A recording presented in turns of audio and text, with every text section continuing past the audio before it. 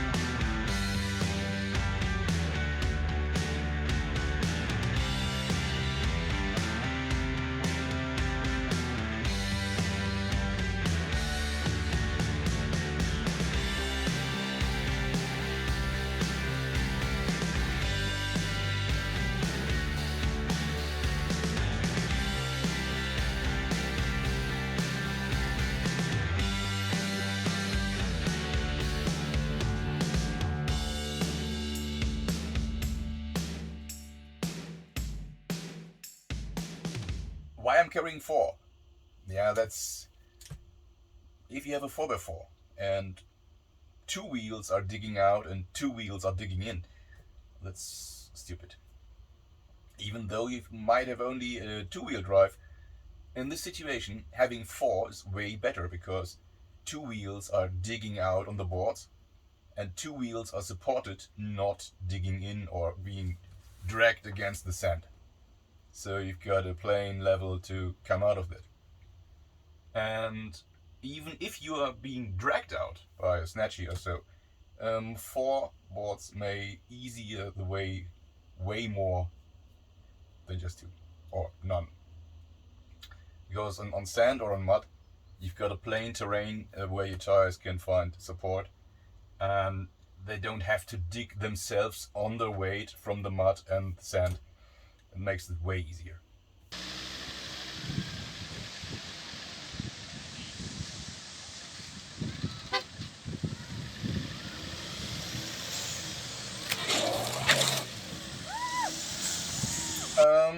That's it for today.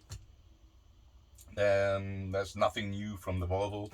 It's got some little and some major issues actually, but one of them is it's dumping its hydraulic fuel faster than I can replace it, and I still couldn't figure out where it's got this leak.